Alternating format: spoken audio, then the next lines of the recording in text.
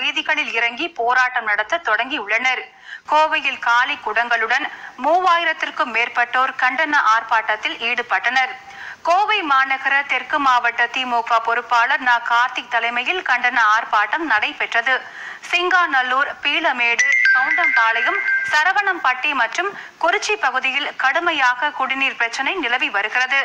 இந்த பகுதியில் 20 நாட்களுக்கு ஒரு முறைதான் குடிநீர் விநியோகம் செய்யப்பட்டு வருகிறது. குடிநீர் தட்டுப்பாட்டை கண்டுகொள்ளாத மாநகராட்சியை கண்டித்து 3000த்திற்கும் மேற்பட்டோர் காலி குடங்களுடன் ஆர்ப்பாட்டத்தில் ஈடுபட்டனர்.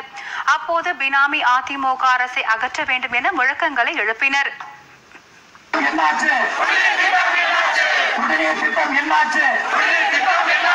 குடிநீர் பஞ்சத்தை உருவாக்கி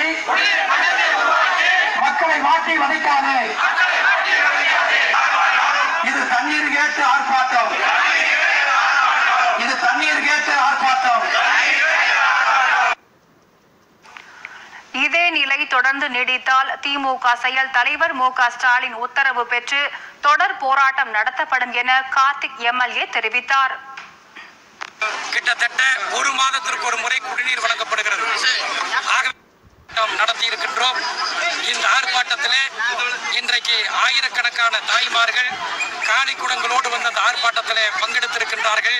கோவை மாநகர மக்கள் குடிநீர் இல்லாமல் கொதித்து போயிருக்கிறார்கள். ஆகவே இதே நிலை தொடர்ந்தால் மீண்டும் திராவிட முன்னேற்ற கழகம் எங்களுடைய செயல் தலைவர் தளபதியினுடைய வேண்டுகோளுக்கு இணங்க தொடர் போராட்டங்களை நாங்கள் நடத்துவோம் என்பதை.